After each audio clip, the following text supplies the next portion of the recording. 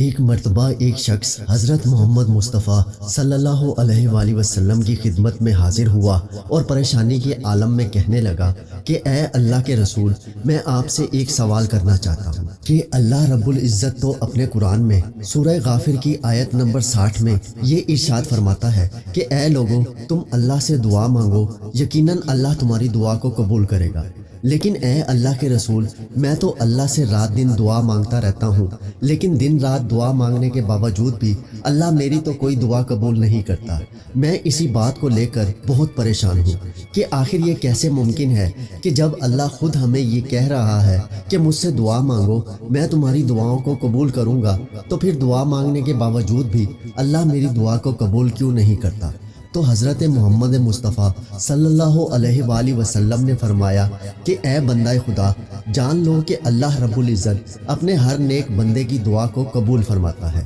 لیکن خدا اس دنیا میں 10 ایسے کام ہیں کہ اگر کوئی انسان ان 10 کاموں کو کرتا ہے تو ان 10 کاموں کو کرنے کی وجہ سے اللہ اس انسان کی دعا کبھی بھی قبول نہیں فرماتا۔ تو وہ شخص فوراً کہنے لگا کہ یا رسول اللہ، وہ کون سے ایسے 10 کام ہیں کہ جن 10 کاموں کی وجہ سے اللہ انسان کی دعا قبول نہیں فرماتا؟ تو حضرت محمد مصطفیٰ صلی اللہ علیہ وآلہ وسلم نے فرمایا کہ اے بندہ خدا، جان لو کہ ان 10 کاموں میں سے پہلا کام یہ ہے کہ انسان اللہ کی معرفت تو رکھتا ہے اور اس کی بات کو بھی عقل سے تسلیم کرتا ہے کہ یقیناً وہ اللہ موجود ہے، لیکن اس اللہ کی موجودگی کے باوجود یہ انسان تنہائی میں گناہ کرتا ہے۔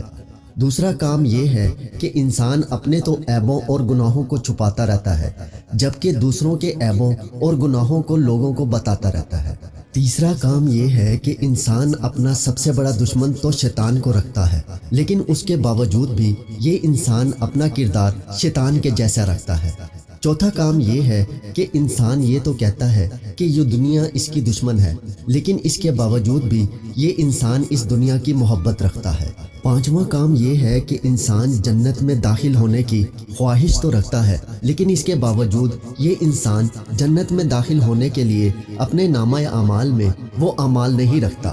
چھٹا کام یہ ہے کہ انسان دوزخ کی آگ سے تو ڈرتا ہے، لیکن پھر بھی یہ انسان دوزخ کے عذاب سے بچنے کی کوئی تیاری نہیں رکھتا۔ ساتواں کام یہ ہے کہ انسان موت کا تو اقرار کرتا ہے کہ موت آنی ہی ہے، لیکن اس کے باوجود بھی یہ انسان موت کو یاد نہیں رکھتا۔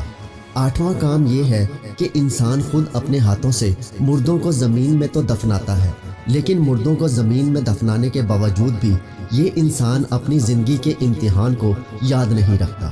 بس جیسے ہی رسول خدا نے اس شخص کو یہ 8 کام بتائے، تو یہ 8 کام بتانے کے بعد آپ صلی اللہ علیہ وآلہ وسلم نے فرمایا کہ میری امت کے لوگ مجھ سے تو محبت کا اقرار کریں گے، لیکن اس کے باوجود یہ لوگ میرے اہل بیت کو محبت کرنے سے انکار کریں گے۔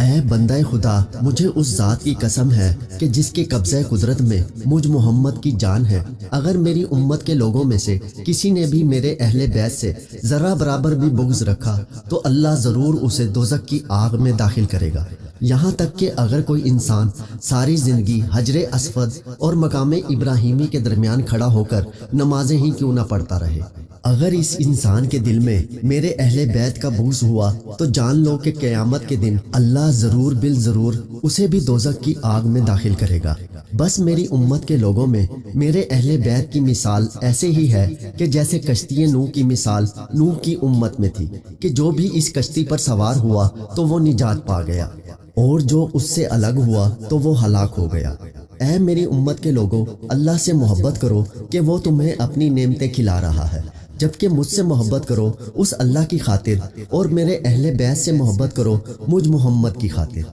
پھر رسول خدا صلی اللہ علیہ وآلہ وسلم نے اس شخص سے یہ فرمایا کہ اے بندہ خدا، جان لو کہ میرے اہل بیت سے محبت کرنا ہر مسلمان پر واجب ہے، اور وہ اس وجہ سے کیونکہ اللہ رب العزت خود اپنے قرآن میں سورہ عاشورہ کی آیت نمبر 23 میں یہ ارشاد فرماتا ہے کہ اے میرے حبیب، آپ اپنی امت کے لوگوں سے یہ کہہ دیجئے کیجئے کہ اے میری امت کے لوگوں، میں نے یہ جو تمہیں جہالت کے اندھیروں سے باہر نکال کر ہدایت کا رستہ دکھایا اور ہدایت کا رستہ دکھا کر تمہیں اللہ کے عذاب سے جو بچایا، تو اے میری امت کے لوگوں، میں تم سے اس تبلیغ رسالت کے بدلے میں کچھ نہیں چاہتا سوائے اس کے کہ تم میرے اہل بیت سے محبت کرو۔ بس اے بندہ خدا، اب آخر میں یہ جان لو کہ وہ 10واں کام کہ جس کام کے کرنے سے اللہ انسان کی دعا قبول نہیں فرماتا، تو وہ 10واں کام یہ ہے کہ جس طرح سے میں نے ابھی تمہیں اللہ کے قرآن میں سے موجود یہ آیت سنائی ہے، تو اسی طرح سے انسان اللہ کے قرآن میں موجود ان آیات کو تو سنتا ہے، لیکن ان آیات کو سننے کے باوجود بھی یہ انسان ان آیات پر عمل نہیں کرتا۔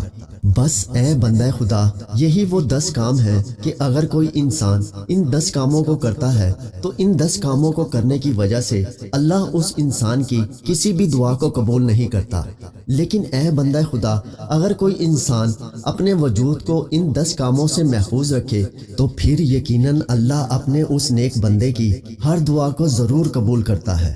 دوستو، اللہ رب العزت سے یہ دعا ہے کہ اللہ رب العزت ہم گناہ گار لوگوں کو اللہ کے رسول کے بتائے ہوئے ان 10 کاموں سے بچنے کی توفیق عطا فرمائے، آمین۔